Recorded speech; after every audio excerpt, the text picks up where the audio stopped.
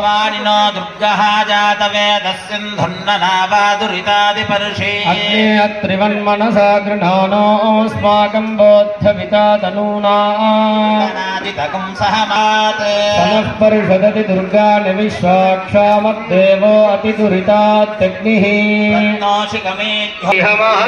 कात्यायनाय विद्महे कन्याकुमारी धीमहि दुर्गिः प्रचोदयाति கையில எல்லாரும் புஷ்பத்தையும் அக்ஷதையும் எடுத்து கையில வச்சுக்கணும்.